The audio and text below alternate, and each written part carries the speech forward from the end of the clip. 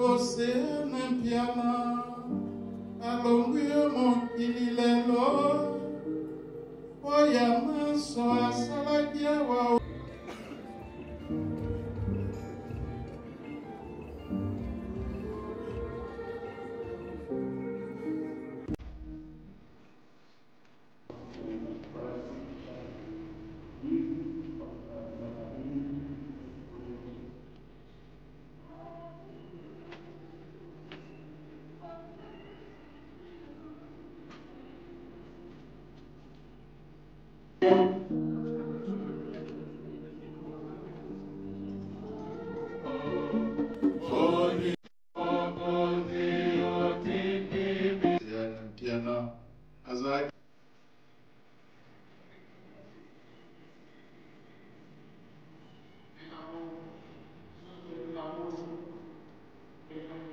La voix du peuple, oh la voix du peuple, oh si tu es bien, oh.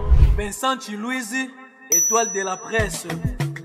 La voix du peuple, toujours longueur d'avance. Les informations partout dans le monde. La voix du peuple, toujours actualité, la actualité. La voix du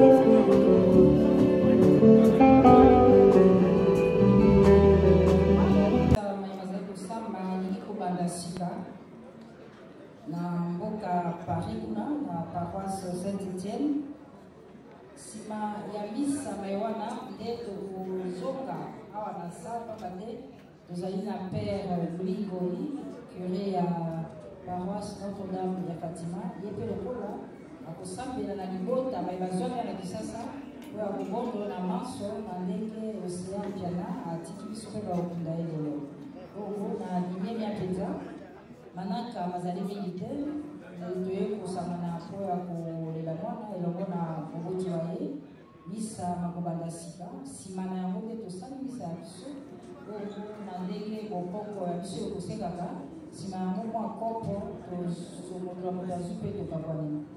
Frères et sœurs, à vos titres et qualités, nous vous saluons et vous remercions de votre présence en ces lieux au nom de l'artiste et musicien Jean-Bedel Piana Tchitouka. Nous vous remercions de votre présence en ces lieux à l'occasion de cette veillée mortuaire, mais aussi ce deuil qui est organisé en hommage, en mémoire de Océane Piana, fille de J.B. Piana, papa chéri. Pour l'heure, frères et sœurs, nous allons suivre en direct depuis Paris la messe de suffrage qui est en train d'être célébrée à l'instant en hommage, en mémoire de Océane.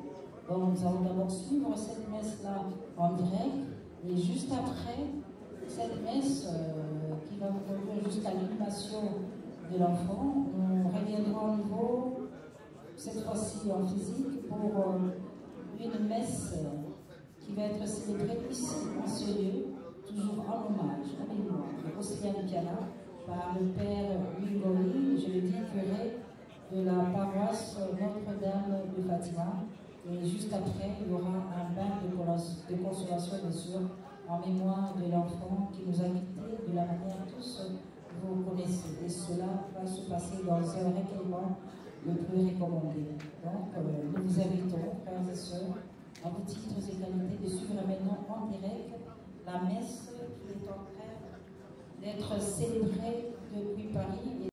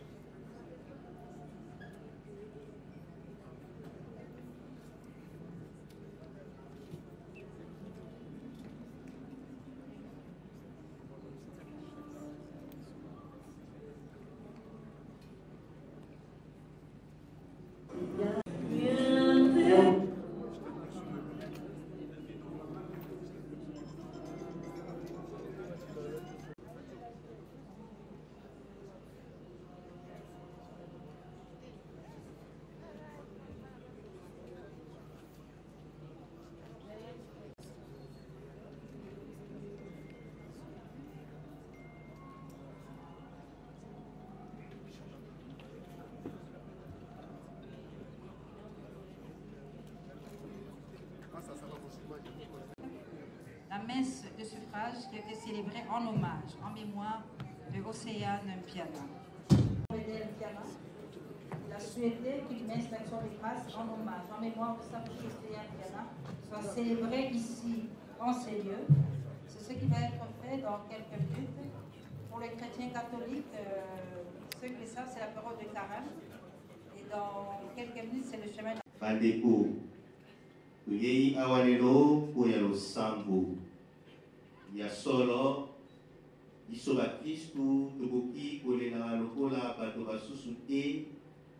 Bawana to sambela misa lelo ne ikenene ode deko abiso Océane Mpiana azwa bolingisi kwa masumu manso pe aingela o esengo ya ligolo loki Nzambe elongona mosali wa misa tuyemba elongona kohal tuteleme.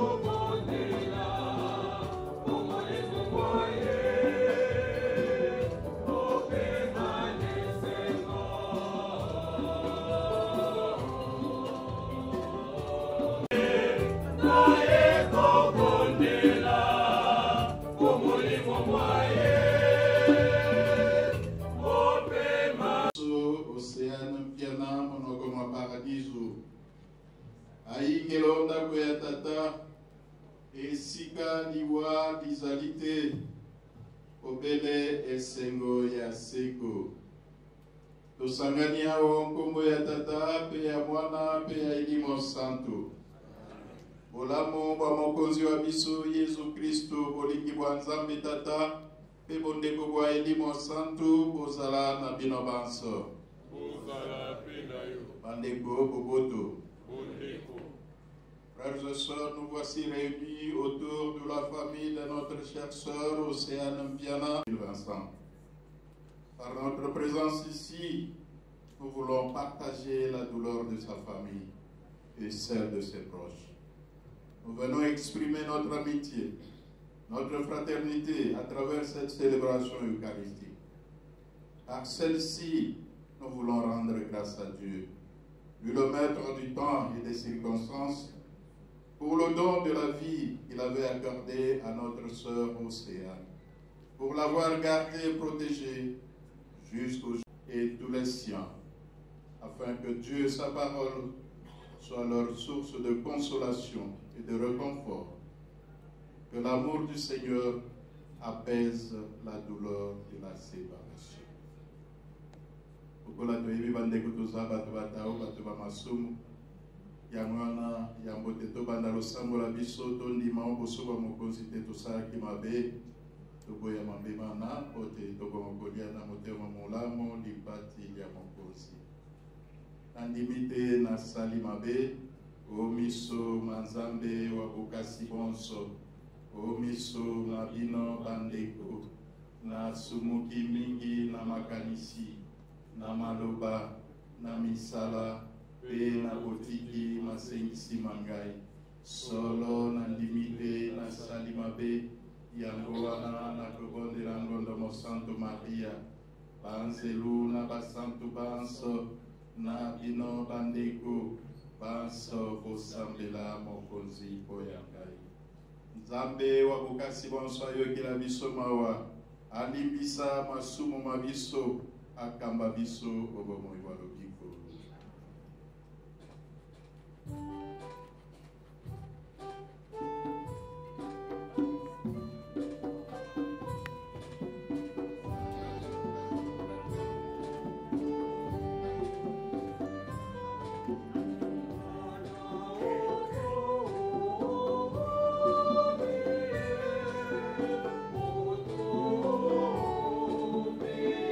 Oh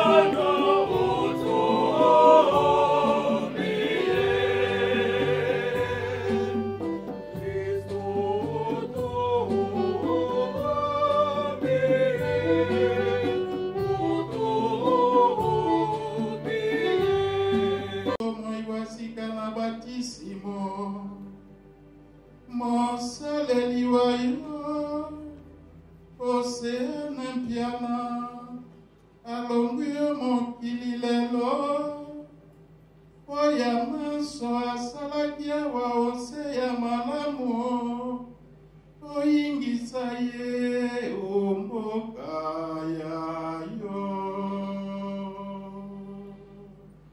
tokobondela bongo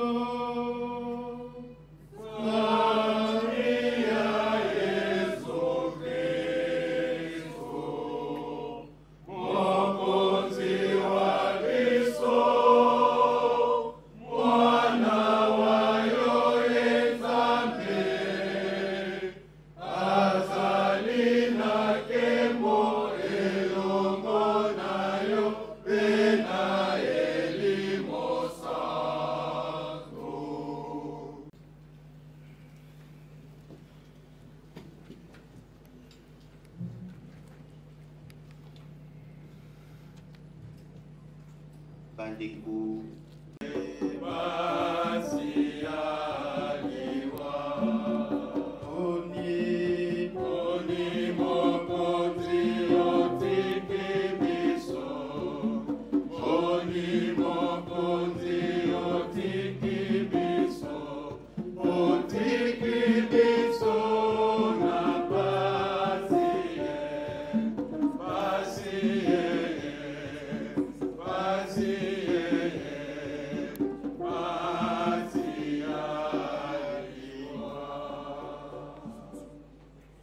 bandeko bakristu balibota ya nzambe boboto onde bota président Jibe Mpiana na bari libota ya ye oya kokabola pasi bazali bandeko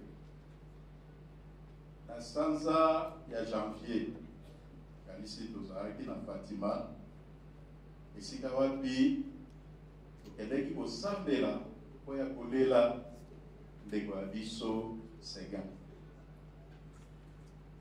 Nakanisi na mois de mars azalaki mobembo na Cameroun nazwi message papa chéri abungisi lisusu moko waye nsima ya sanza moko abungisi waye mwana. Quelle douleur, quelle souffrance. Et souvent ce que vous allez battre, et ça l'a fait à mon côté, elle était de trois mois. Quelle est notre attitude? Même Jésus a pleuré devant la mort de son ami Lazare. Balobi Yesu la moto Zambi azalaki na makila azalaki na mai lokola biso bato, il a pleuré. C'est ce que nous faisons en ce moment. Et jusqu'à ce qu'il a été lui-même frappé. Isaac qui passe. Mais le plus important, quelle a été l'attitude de Job? Balobi n'a pas signé et comme il a dit, Balobi, voilà pourquoi ce que nous va consoler, va réconforter, qu'est-ce que tu dois faire? Apprends à réconforter les autres. Apprends à consoler les autres. Et c'est ça, être chrétien. Vous avez mon Christ dans la terre, la Bible, prophétise. Mais tu prophétises quoi? Hein? Prophétiser que vie à bateau, et bon, par exemple, ça. Mais tu ne vas pas perdre ton temps, mon ingasa n'a pas si aux accords. D'ailleurs, Papa Chéri avait dit dans une de ses chansons, il avait dit, je me rappelle, hein, on ne fait pas la fête lorsque ça brûle chez les voisins. Boboto.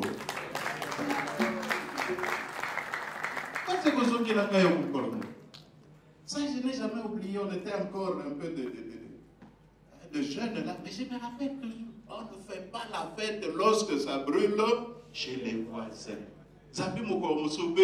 C'est aussi l'attitude que Jésus nous montre. On dit Jésus a pleuré, mais à un moment, il revient à lui-même, à l'obi, à Salenini, à Tombolimi Solikol, à Sabeli. Il n'y a que Dieu qui peut nous consoler, nous réconforter, nous fortifier. Pour prier. Prier d'abord pour la molimo mondeko abiso ama océano. So, tikate nzambe ayokila ingolo ayokila imawa nzambe. C'est vrai. Mon abiso ama océano tigi biso kasi nzambe. Biso pe bandeko babino yozani. Ça. Et tant que vous avez kabola pasi elongo ekomaka facile à porter. Oya bosuki si bandeko. Communauté maman Océane Atikibiso, à la fleur de l'âge, qui l'eût cru? Qui l'eût cru? Pour la Rolobateliwa, Isali, Nzela Biso, Banso. On commence qu'on peut faire ce qui est une évidence. Mais quand la mort reviendra, mon coloniwa et Boya, Motomoko, a évité.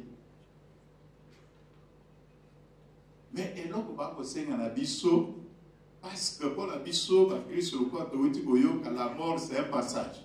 Cardinal Ambongo, Atata Episcopo Basal Sibaye, Bamanga Nzambe, Adiakono, Babibonza, Akonzi Ndeko Abisso, Abolingo, Océane Mpiana, Azaki Nabisso, Molongoli Onseye, Lelo, Obengie, Payayo, Nabatisi Mwawagili Walia Yezu, Boiwa Sego, Elongona Ngodomo Santo Maria Moboti Wanzambe, Elongona Baposo Pena Basanto Bayo Banso, Azaka Bandeko Bayo Awansi, Omoto Kumisa, Beto Kembela Yo, a Jésus Christ, Mwana Bayo Abodi. Nous aujourd'hui notre pain de séjour, pardonnez-nous nos offenses, comme nous pardonnons aussi à ceux qui nous ont offensés. Et ne nous laisse pas entrer en tentation, mais délivre-nous du mal. Donc, au bon de la Yom aussi.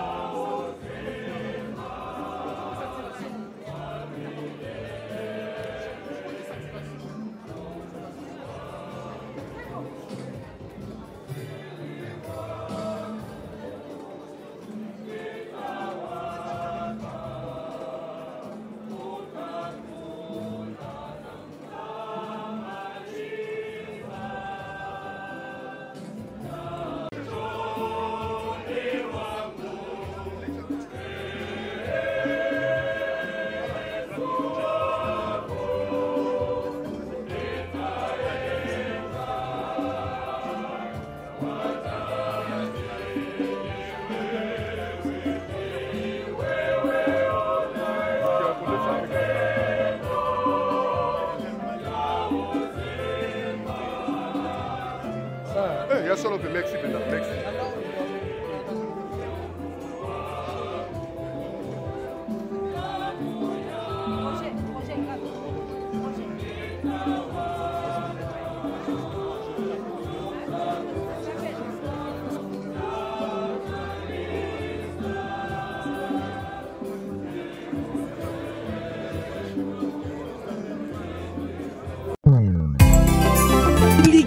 kitoko, mokili kitoko.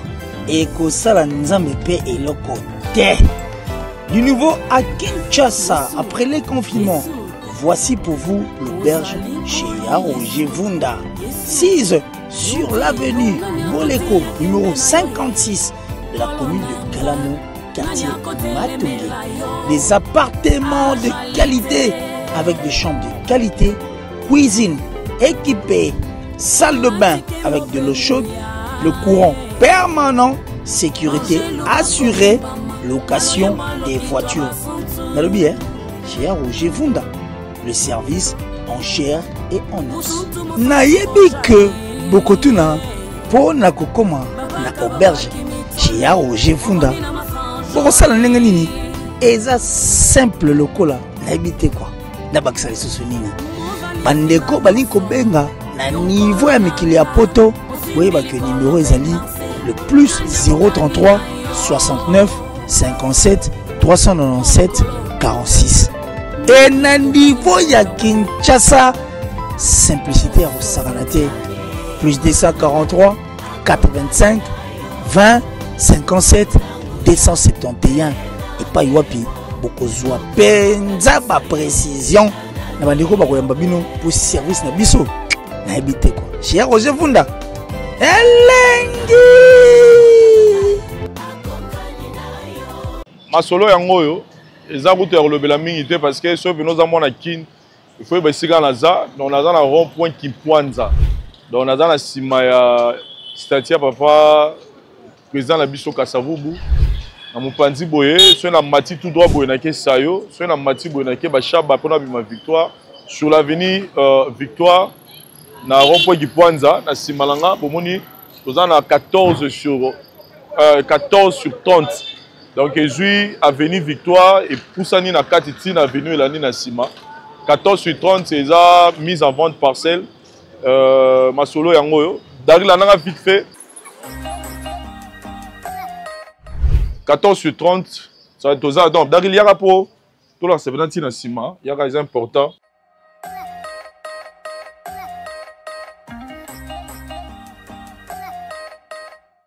Voilà, donc, Tobimiti na porte à Sima Awa.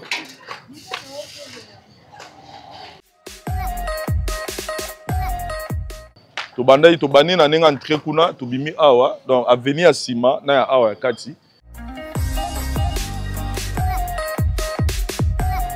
Tozana 14 sur 30 na avenue Victoire, rond-point Kimpwanza. Masolo ya mwana bobe nganga na numéro nanga to solo kimia. Merci. Voilà, chers amis téléspectateurs, na elibino lisola kitoko, je pense que toza la commune Yalingwala. Normalement ils venu Kabamba, mais tobenga ngo aveni Niangwe. Mais ezala ngambo ezala Niangwe, ba mapango ezala ngambo ezala Niangwe, ngaba pango ezala ngambo boye eza Kabamba. Donc toza la Kabamba. Avenue Ntolo Baba avenue Niangwe pour pas comprendre référence ces années so de moto ya 24 avenue wana Kotuana ou le qui marché 2 ou 3e parcelle après qui marché ne place au biso tozali awa je souligne que c'est eza espace eza lupango eza 15 sur 22 déjà La voix du peuple, oh la voix du peuple, oh c'est bien oh Vincent Chilouizi, étoile de la presse. La voix du peuple, toujours longueur d'avance. Les informations partout dans le monde. La voix du peuple, toujours actualité, la actualité.